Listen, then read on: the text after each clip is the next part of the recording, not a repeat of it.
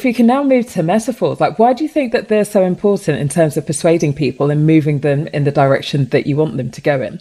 Well, back in the 80s, Lakoff and Johnson, they wrote a book called Metaphors We Live By. It's the driest book you'll ever read.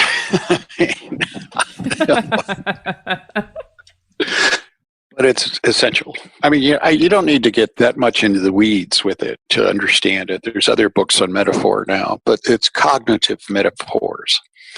And it's through metaphor that we're able to have any abstract thought at all. My dog isn't capable of metaphor. He only reacts to what's in front of him.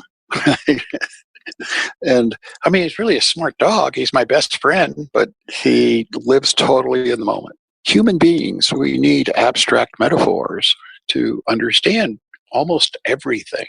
Let me give you some primary examples. Also, great therapists use metaphors, and you don't even know they did it to you. Milton Erickson was the one who first developed that technique.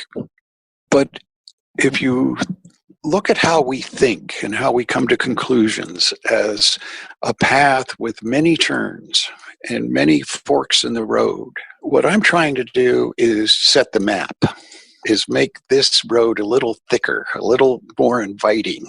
How you do that is you prime the brain with the metaphor. It will then guide the person's thoughts. So let me give you an example. They don't do it so much, but they used to do it in America. They quit doing it because I started giving speeches about it. But they would do this thing of they'd tell the jury, you know what this is to them? They're just trying to win the lotto. And you're their lotto ticket, right? They just want you to make them rich. So they've used the metaphor of the lotto ticket because it works for them. You know, it allows the jury to totally disregard all of the facts, you know, and deal with just this one easy concept in making a decision. So we do what's called a reversal when that happens.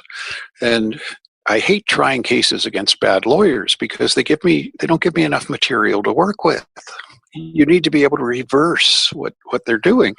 So that one would go like this. It would go, you know, I'd pick up this notebook and I look at the jury and I go, here it is. This is the 4-state Powerball Super Lotto ticket and it's worth $164 million. And then I look at the client and I go, and it's yours. It's all yours. But you got to give up a few things. You will never, ever make love to your husband again without being in agonizing pain. You will never pick up your grandchild and hold them. Not ever again. Then I do one more thing because you do it in threes. And then, do you want it? It's yours. Do you want it? By that time, they're in tears, you know? And then I turn to the jury and I go, anybody? Will anybody take it? You know, when they shake their head no, call the travel agent. You're going on vacation. 99% of the lawyers I know doing personal injury work, what they do is they go and try to get money for pain and suffering, right? Isn't that what they do? But, you know, I have corns. When you're 67, you have all kinds of things that are wrong. One of them is corns on my toes. And I've had them for years. You know, I have to go get pedicures, and it's okay to get a pedicure now.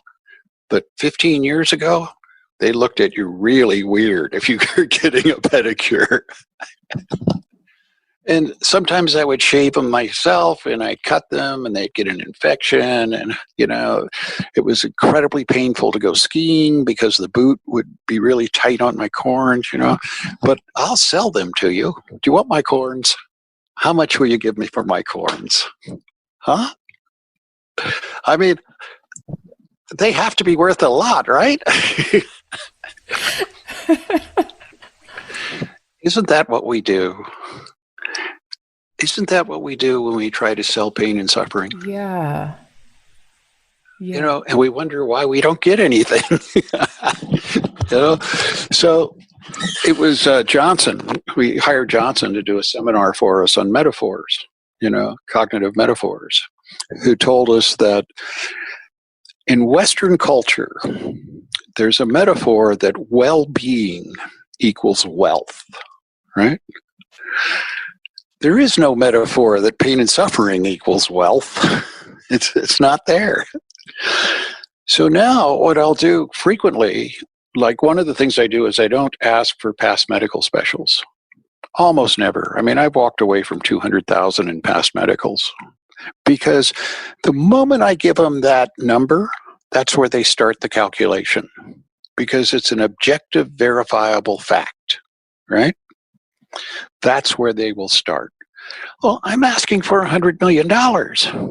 I don't want them starting at 200. It's really a long ways. So I just get rid of those. I also talk about in jury selection is, I want to talk to you about why you get up in the morning, what makes life worth living. What do you love? What's your passions? They always will talk about the kids. That's very important to them. They'll talk about their spouse. They'll talk about different things. And then I go, but then I want to talk about, well, what do you actually do with them? You want what they're doing. And then you'll go to somebody else and say, tell me about the diamonds in your life. See how I've now transitioned to diamonds, right? Yes. Tell me about the diamonds in your life. Then, in the closing, I'll talk about how, this case would be very easy. I might even do it in the opening. In the jury selection, depending on how loose the judge is. But I'll say, this case would be easy if the plaintiff had a bag of diamonds. And I don't mean those little diamonds. I mean those big diamonds, like those really big ones you see in the Costco display case, a bag full of them.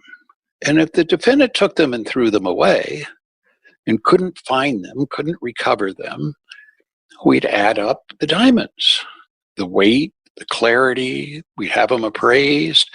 And if it comes to $200 million, it's $200 million. You wouldn't give them a discount because you were feeling sympathy for the defendant, would you? Well, what about the plaintiff? Are you going to give them more because you feel sympathy for the plaintiff? No.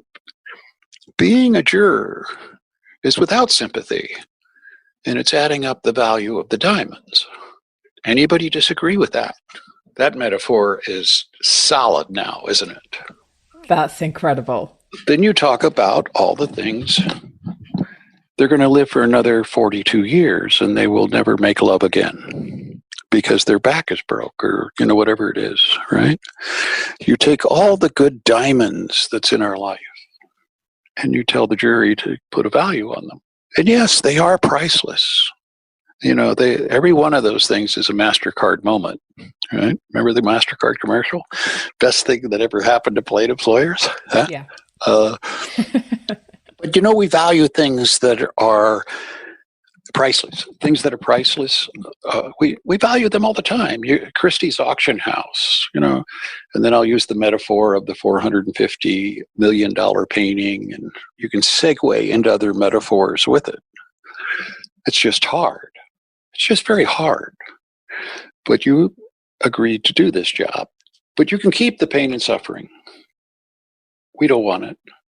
We don't want their sympathy, and we don't want you to value something that has no value. See how those metaphors work for you? I was taken away. I was with you all the way with the metaphors. That was incredibly effective. The more I learn about metaphor, the better the lawyer I become. Thank you for listening to the Advocacy Podcast, Journeys to Excellence. If you enjoyed the episode, please subscribe and visit us at theadvocacypodcast.com for reading lists and other resources. Until next time.